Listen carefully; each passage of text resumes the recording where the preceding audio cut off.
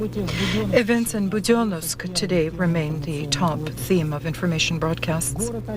The city has been cleared of gunmen, except for the city hospital building where the terrorists, as previously, are holding hostages. This was reported today by a representative of the Ministry of Internal Affairs. According to him, special units of the Ministry of Internal Affairs conducting a unique operation to clear the city detained a group which ostensibly has connection to the diversionaries. During the operation, exposed and quelled were several gunman resistance points. According to preliminary information, 2 more employees of the law enforcement organs have been killed. The Deputy Prosecutor General of Russia, Gaidanov, today at a press conference in Budенnovsк reported the number of casualties. According to Gaidanov, 40 bodies are in the morgue of the hospital seized by the terrorists. Apart from that, also lists of names have been compiled of 36 peaceful residents whose bodies are within the city, and also 9 employees of the Ministry of Internal Affairs and 6 military pilots. As well, around 20 gunmen have died. According to Gaidanov, there are more than 100 people injured in the city. At today's meeting of Cossacks and the local Budенnovsk population, people have demanded punishment for those who permitted the terrorist act in the city, as a result of which already 40 innocent people have died. This was stated in the Federal Security Service. Our special correspondents report today from Budенnovsk. 30 Russian and foreign journalists, including the film crew of public Russian television, managed to visit the central hospital of Budенnovsk, where the Chechen gunmen are holding hostages. Journalists were preparing for the meeting all day long, but for circumstances beyond their control, it could only be held late in the evening. At the time when we were entering the hospital, someone opened fire. Crossfire ensued using automatic weapons and mortar.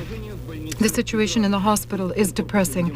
In the wing which we visited alone, there are around 2,000 hostages, but there are also other wings. Among the patients are women and newborns. Chechen gunmen are refusing to allow food to enter from outside, although during the day they were sent 3 truckloads of food.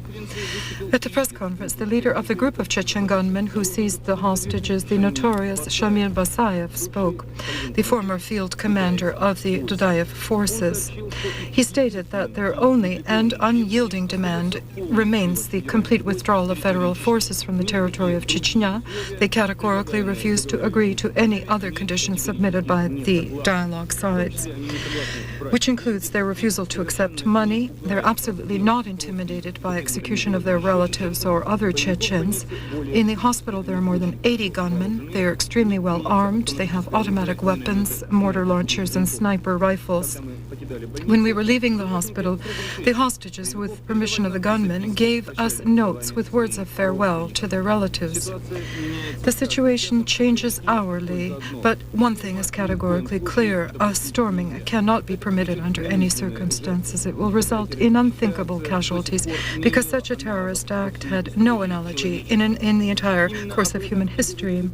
This is what was said by relatives of the hostages who came to the operative headquarters in the building of the Ministry of Internal Affairs of Budенnovsk. They asked the government of Russia to do everything so as to solve the problem peacefully. At midday today, in Budенnovsk, peaceful residents and militia employees who died were buried. In these city flags, with mournful ribbons, have been lowered to half-mast. Now, the situation with the terrorists. The threat of blowing up the seized hospital is real. In certain vulnerable parts of the buildings, gas and flammable liquids balloons have been embedded. Ichirtas was told by a representative of the Federal Security Service. Each second hour, television conversations are especially held with the terrorists. This evening, in the seized hospital, the Major General of the militia, the head of the RIM Department of Internal Affairs, Viktor Medveditskov, visited. Unfortunately, this meeting yielded no practical results, and none of the hostages have been released. The gunmen stubbornly insist on their previous demands being met: the unconditional withdrawal of federal forces from Chechnya and dialogues of the Russian leadership with Jahar Dudayev. The dialogues continue. They're also conducted by the deputy head of the administration of the Stavropol Rim, Karabeynikov, appointed today by the Prime Minister Chernomyrdin as authorized representative at the talks. In the Stavropol administration, they called a monstrous lie the statement of one of Dudai's closest cohorts, Udugov, who asserted that ostensibly massive raids and persecutions of ethnic Chechens have begun. Not one such case has been recorded, Itartas was told by Karabeynikov. This afternoon news arrived that, still at night, 2 women who felt extremely ill were released from hospital by the terrorists. Also 2 hostage adolescents escaped, aged 14 and 16. The responsible official of the city administration of Budennovsк said, details of how the adolescents managed to escape are not known yet.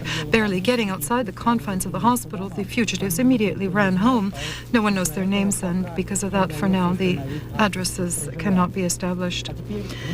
And again, we'll return to yesterday's press conference. Shamil Basayev, the leader of the gang which Wednesday attacked Budенnovsк, stated that 5 hostages have been executed because, and I quote, the Joint Command did not send us journalists by 2000 hours according to our demand. If necessary, we will shoot hostages, and they will be, first of all, the military and officials of local rule. Such cruel actions don't apply to women and children, said the head of the diversionary group. The fact of the execution was confirmed by one of the doctors of the hospital. It was at around 6 o'clock. 5 young fellows were executed.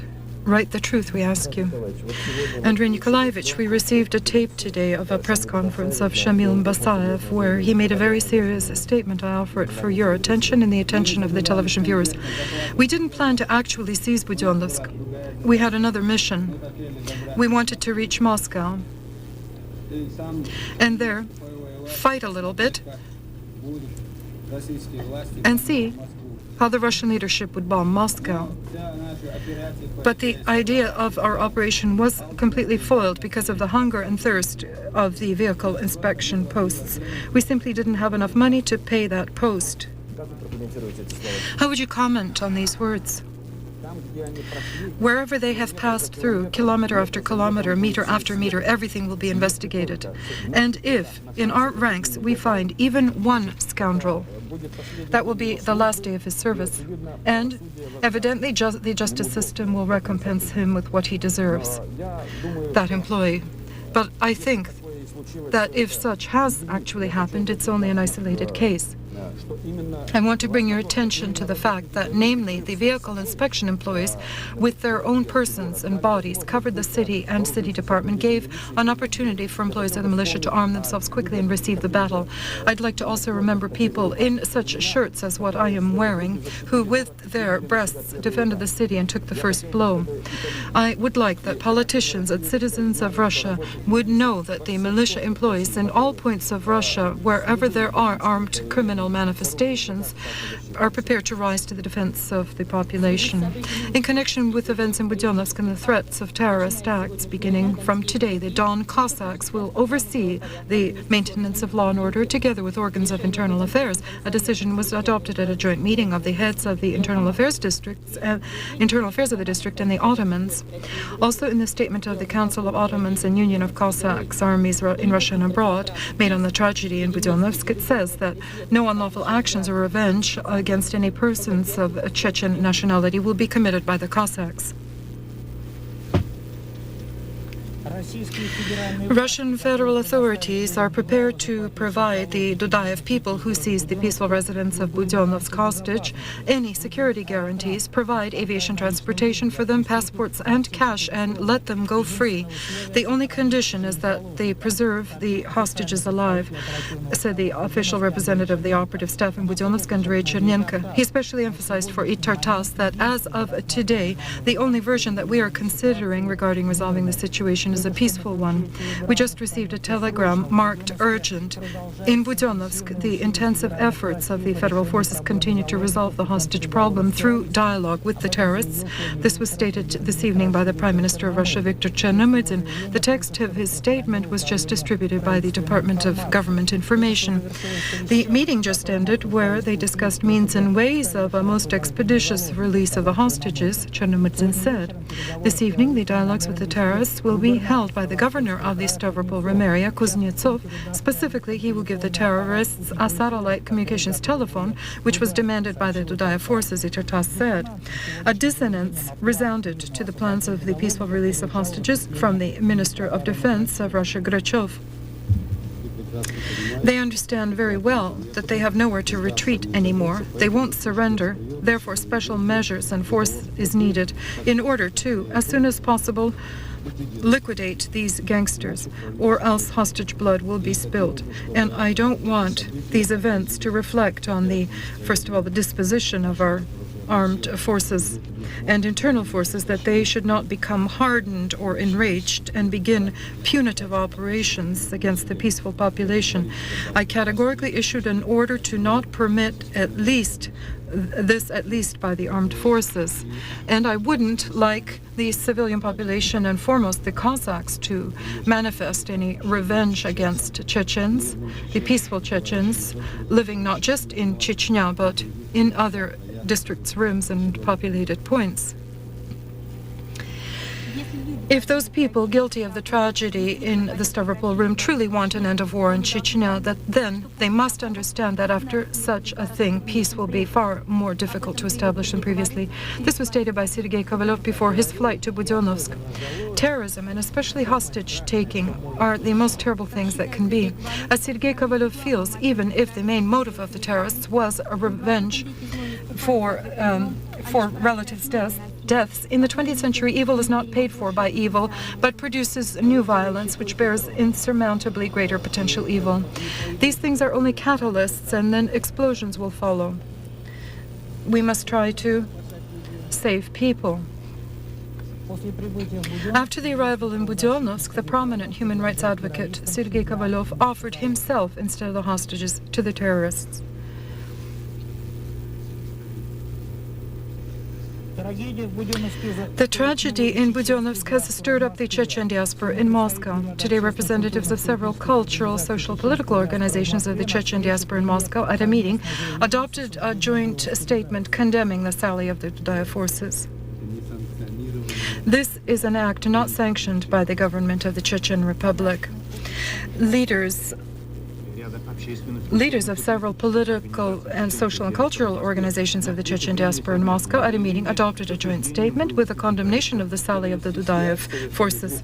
The terrorist act committed by the group of Dudayev gunmen against peaceful people is a barbaric, cynical crime, which cannot be justified by that tragedy which occurred on our land. The gunmen must recognize that through their deeds they not only caused extreme damage to the resolution of the problem in Chechnya, but complicated the situation of tens of thousands of Chechens living in Russian regions.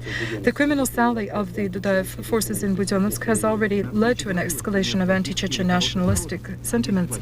At the meeting, it was said there were no good or evil nations, but good and evil people, and this must be remembered. The situation in Budionnovsk was commented at the press conference held today by the official representative of Jahan Dudayev in Moscow, Khalat Kurbanov. He stated that the action in Budionnovsk was not sanctioned by the Dudayev government. Nonetheless, he feels that Shamil Abasayev, who heads the terrorist regiment, cannot be called a criminal.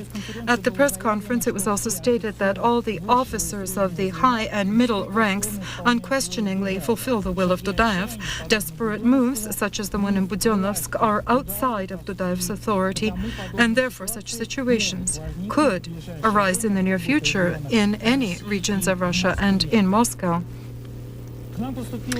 We received a statement from two Russian banks, the National Credit and Minotep. They've decided to make their contribution into the matter of saving the hostages. The banks offer a ransom to be paid by them for each hostage in the hands of the gunmen. Interrupting his vacation, the mayor of Moscow, Yuri Lushkov, resumed his duties. This was caused basically by the need for personal involvement in resolving certain operative matters connected with the tragic events in Budionnovsk, Itartas reported. According to many publications in the foreign press, the entire world tensely follows events in Budionnovsk. But these events are often interpreted diversely. With an overview of leading Western newspapers, our commentator Igor Rostovtsov. The clear absence of optimism. So one may briefly characterize the general tone of Western press. The unexpected attack of Chechen rebels on the Russian provisional town, the Washington Post feels, indicates that the war that Russian leadership attempted to suppress through tanks and forces won't just subside to nothing. Russians, this influential newspaper feels, face a terrifying perspective of the Chechen separatism becoming a civil war in the depth of Russia. Not consoling are the predictions of the British press. Since the collapse of communism, indicates the Financial Times, Moscow leaders attempted to create the variety of a free and open society, which was unprecedented in Russian history. Budennovsк, in the newspaper's opinion, possibly may be one of the most severe tests on that path. The unexpected appearance of gunmen in the center of Budennovsk, echoes another London newspaper, the Daily Telegraph, justified the most terrible fears of Russians regarding the insidiousness, which according to common opinion is ascribed to Chechens. There is the blatant fact also that certain Western newspapers perceive a desire by Russia to derive certain political gain from this bloody tragedy, as if the norm of a double standard applies to international terrorism. Now, the West, the French Figaro feels, will be prepared to close its eyes to the actions of Moscow against the Dudayev regime, especially since Yeltsin is now the 8th in the 7. The Western press writes much and speculates much, but somehow they forget that a tragedy has occurred, the true scale of which we will still have to evaluate. And they forget that the dead people are not cards in a game of patience which can be shuffled into any combination. About the situation in Chechnya, the Minister of Defense of Russia, Grachov, stated that the federal forces will not pursue Dudayev gunmen who retreat to the mountains. There will be no further advance of Russian subdivisions into the mountainous regions of Chechnya, he said to Interfax in an interview. The contingent of federal forces in Chechnya during the last day continued to clear of gunmen the suburbs of the villages Shatoy, Zona and Balshaya Varandy. This was stated by a representative of the Joint Command today. At the same time, according to him, there was no active combat conducted during the last day in Chechnya. Yet statistics indicate losses on the sides during the last day. The Russian troops annihilated 82 Dudayev gunmen, 2 armed combat vehicles and 2 missile launching installations. Yesterday, the joint contingent sustained 1 serviceman killed and 10 injured. The blog post on the border of Stavropol and Chechnya, one of the most active routes connecting these two regions. Currently here, the situation is ignited to the extreme. Aviation intelligence located in the Nat-Terich region, 4 Kamaz trucks, which by out-of-the-way roads hold their course in the direction of Stavropol. The headquarters on freeing the hostages does not exclude the possibility that an attempt will be made to repeat the Budенnovsк scenario.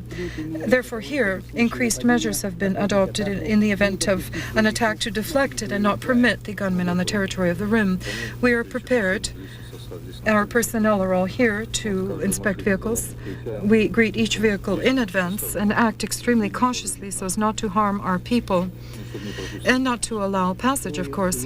By 3 times the number of the OMON squads has been increased, serving here. At their disposal is combat technology and corresponding firearms. The apprehensions that the tragedy in Budенnovsк will generate a reciprocal wave of violence directed against Chechens living or working in the Stavropol area are unfounded. There are no such indications in the Rim today. At the administrative border of Chechnya and Dagestan, it's still a complicated situation. As a result of shooting at the border outpost near the town Botlich on the territory of Dagestan, a Russian border troop was mortally wounded, the Federal Border Services reported. Shooting at the outpost with firearms was launched by a gunman late Thursday night. The President of Russia, Boris Yeltsin, left today for Halifax in this Canadian city. He will participate in the meeting of the leaders of the leading world countries. By tradition, in the airport, the President responded to the questions of the press.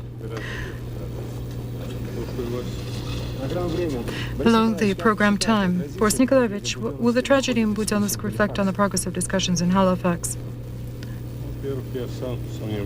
First, I myself had doubted whether it was the appropriate time to go to Halifax. But considering the fact that I have uninterrupted contact with the Minister Yerin, who is there, and also yesterday we spoke about doubling the forces of special designation units and anti-terrorist squads, the world community finally has understood with whom the federal forces were fighting, and that the world community must unite in a battle with terrorism. For them, this is also a very, very sad example. And for me to bring this tragedy to the leaders of the seven, this is also indispensable. Boris Nikolaevich, Interfax, how did it happen that such a gang attacked the city? What does the president think about that? Where are there guarantees that there won't be a repeat? I can't make any final conclusions at this point, but I already have several reports from the special services. There is also a generalizing conclusion, a draft of it. But we must wait for the end of the tragedy and later, of course, unconditionally, make conclusions and operative conclusions. What are you taking with you to Halifax? I understand. First of all, the capacity which is provided in Halifax to the President of Russia several times exceeds the capacity which was provided in Naples. That is the capacity of participation. That is not just a political aid, but participation in economic discussions as well. We're going, I must say, well, we can't say that we're going without problems. Of course, problems remain for now for us, but yet compared to 1994, we have made significant progress. We've progressed from the point of view of inflation. It has become stable from the point of view of budget deficit and the formation of the budget. The budget is formed now by anti-inflationary methods and not just through emission, which is very important. And now I have prepared a message to the government regarding the new budget for the year 1996, and in it there will be several new aspects which, upon my return from Halifax, I will deliver this message to the government. We've just received news regarding the fact that the Russian president has arrived in Halifax. Our special correspondents report from there the latest news from the meeting of the seven. For 4 hours, the leaders of the 7 leading countries of the world, the Big Seven, are holding difficult discussions behind closed doors about the economic problems of the world and seek points of congruity to resolve through common efforts. Each of them has come here to this summit with mounds of problems of their own countries and instructions from congresses, parliaments, senators, business people, bankers and industrialists. The summit protocol provides that all these talks should have begun today and ended today, but yesterday, when it became apparent that after arrival in Halifax, each of them held two-sided talks with the partner of most interest and made several statements to the press, it became clear that the talks would be tough and the framework of the protocol would be insufficient. Not coming to understanding or agreement on several issues were the President of the United States and the Prime Minister of Japan. The Prime Minister of Canada, already without enthusiasm, said that at the summit in Halifax it will be unlikely to find solutions on stabilizing the world currency market or adopting Canada's program to improve the environmental condition of the world. The new President of France and new member of the Club of Seven, Jacques Chirac, poured oil into the fire, stating on the eve of his departure for Halifax that France intends to continue nuclear testing. All of this and many other vital matters decisive for the fate of the world and countries which they represent is the topic of discussion in Summit Place, where informed sources report the topic of Russia will be a prevailing topic in midday, and by evening, informing Boris Yeltsin on the results of those talks will be the Prime Minister of Canada, Jean Chrétien. We return to our country. Extremely turbulent was the session of the State Duma today, dedicated naturally to the situation in Budionnovsk. The deputies demanded that positions of all factions be presented on television. Honoring the memory of those who died, the Duma immediately began to discuss Budionnovsk. The deputies didn't listen attentively to the reports of force ministers and lost interest in their information when the officials, among reasons for the tragedy, called the Ministry of Internal Affairs shortage of money and the absence of subdivisions in the FSK. Parliamentarians called the presentation a spectacle and began to submit their own proposals, including offering themselves instead of hostages. Even the LDPR deputy, Anatoly Kashparovsky, rarely speaking in the Duma, wanted to intervene. He promised that if he sent to the dive, by Tuesday the hostages would be freed. The positions of the factions are such. President Yeltsin today should go not to Halifax but to Budionnovsk. And I insist that the President of Russia today should be in Budionnovsk. And if his talks are necessary in order to save the lives of thousands from death, then he may speak with whomever. What is occurring in Budionnovsk currently is the development of civil war in Russia. Wars do not develop otherwise. We warned back in December that war in the Northern Caucasus would become years of stagnating terrorist partisan war, in which the hostages living in tension and fear will be the entire population of the country. We are all hostages of this course, of this policy. Its hostages are as well the army and the militia and the intelligence service. The Duma, in my opinion, should take control over the appointment of key ministers. Everything is proceeding according to scenario. A civil war is necessary in order to disrupt the elections. Here are measures proposed by the LDPR. Immediately restore the Committee of State Security and increase the numbers of the KGB to 1 million. Secondly, the army should be increased to 4 million personnel. The third is to declare a state of emergency temporarily for 3 months, only in certain bordering regions, and issue weapons to all deputies of any level, all heads of administrations, all ministers, to appeal to our colleagues in the Federative Council to fulfill their constitutional obligation and function and declare a state of emergency in the region. It is the Prime Minister, Chernomyrdin, today who must begin talks personally. The government lost when it preferred force methods of resolution to political and dialogue ones which were underway in December. Today, more than ever before, we have basis to insist on the resignation of the heads of the force structures. The resignation of force ministers, including Grachov and also the Vice Premier Yegorov, was said by representatives of almost all factions, even the group Stability, supporting the president and government. And in such a tragic situation, the deputies yet split into right and left and weren't always restrained, clarifying their interrelations and blaming each other for the drama. In Budionnovsk, less than the Federal Security Service, but possibly to the same degree as the Ministry of Internal Affairs, the State Duma is at fault. Where are our doves of peace, Mr. Kovalyov, Mr. Ushenkov, Shabat, and other defenders of human rights? From the electoral amalgamation, Russia's choice. To that question, Russia's choice answered that Sergei Kovalyov and other colleagues left for Budionnovsk, and also this evening Vladimir Zhirinovsky will go there. Today's session we must end with a review of the question of our attitude to the government, which is what happened. Representatives of the factions and committees labored all day on a conclusive document. By evening, the deputies voted for a resolution and statement on Budionnovsk. Among the proposals, the Duma recommends that the president return to Russia, head a commission of the investigation, and declare a state of emergency in Chechnya, and the prime minister to head dialogues with the terrorists.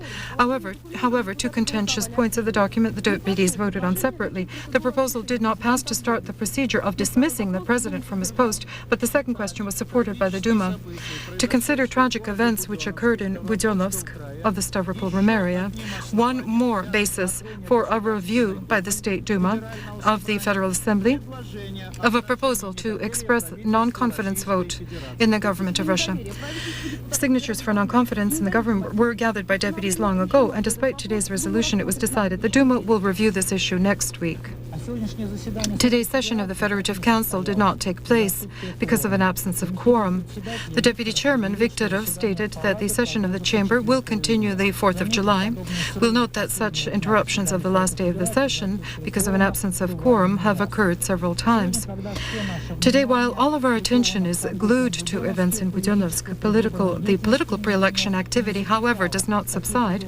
Such antithetical figures in the political spectrum, such as Yegor Gaidar and Yuri Skokov, announced today the creation of a pre-electoral consolidation. We hope very much that this will serve to broaden the base for democratic forces for the next elections. The parties and movements represented here do have differences, but I'm convinced that there are far more issues on which we may and must be together. To be together in the coming battle for votes was decided by the Democratic Choice of Russia, the Party of Social Democracy of Alexander Yakovlev, the Peasant Party of Yuri Chernyshenko, the Movement Military for Democracy, Women for Solidarity, and the Congress of National Associations of Russia. The leaders of the movement signed an agreement to create a unified democratic electoral bloc open for other organizations to join. That means that at the elections for the State Duma, those within the bloc of the party will submit one common candidate. The premise which brought together the creators of the bloc, defense of democracy, personal property, and the battle with the threat of war in Russia. The mood of Democrats is alarming today because in Budенnovsк, in their opinion, it was that had occurred which they had warned against and had attempted to prevent. Evidently, the Democrats gathered today exclusively to overcome one dangerous tendency, the public's latest impression of them as people who are incapable of unification and hence incapable of ruling the government. И сотрудничайте между собой в благочестии и богобоязности, но не помогайте в грехе и вражде. Ассаляму алейкум ва рахматуллахи ва баракатуху. With these words, the founding Congress opened of the new public movement, the Union of the Peoples of Russia. And in these words are the aims and ideas of the movement to resolve interethnic problems of the Federation. At the Congress, it was said, the strength of Russia is in the durability of the Slavic-Turk ties and compatibility of various religions. However, to achieve those aims, in the declaration of the movement, there is a phrase, I quote, "The dialogue process begun with Tatarstan-Bashkirstan inspires hope of stabilization of relations between the center and the subjects." We'll remind you that this inspiring dialogue process led to the fact that on the territory of Russia, former autonomies became republics with their presidents and parliaments. The creation of our new federation of regions is not just a political, juridical objective, but a planetary mission. I wish you success, and you and myself work at the Congress. The initiative of creating the Union of Peoples of Russia belonged to the Congress of Russian Communities. The new movement is preparing for elections. Its candidates were run not from territories, but on the general federal lists. We just received completely new material, which no one else has for now, about the telephone conversations which were held in Budенnovsк with the Chechen gunmen who seized the hostages. In the afternoon today, telephone talks continued with Chechen gunmen, which were only filmed by two television companies. One of them was Public Russian Television. On our side, the dialogues were conducted by the deputy head of the administration of Stavropol, Alexander Karabelnikov. On the Chechen side, Aslanbek Ismailov, the deputy commander of the attack group. During a conversation, they spoke of the fate of a child with an infectious disease. Islanbek, there you have a 2-year-old child in critical condition. Can't you make a concession?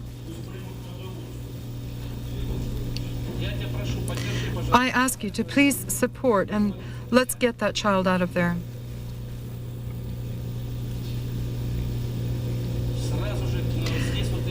Right away here is the deputy head of the Department of Healthcare. I think we can take him to the nearest hospital. Here we've unfurled the hospital in the base of the polyclinic.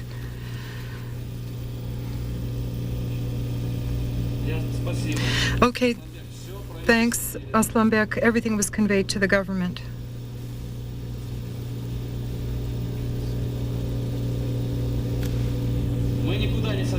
No, we're not planning to go anywhere.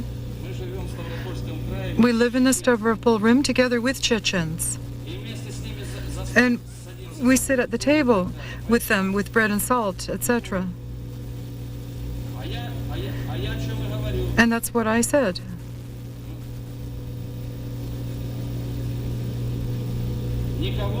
We're not preparing to do anything to anyone. There's no issue of that. I'm saying people are planning to do this in some places, but we don't even have such a thought. Well, with the child, in principle, I think we'll be able to resolve the question. He says, in principle, they're deciding with the doctors, but they probably won't object. Regarding the food, although he ended again with the same thing, that neither foods, medications, nor the lives of people are of any interest to him. For him, the question doesn't exist. The question is the liberation of Chechnya, withdrawal of forces, and resolving all problems there. That's the main issue that has to be resolved. All the rest, he says, doesn't exist for them. There is no problem. Is there any progress? Do you feel that anything is improving? They're not agreeing to any concessions.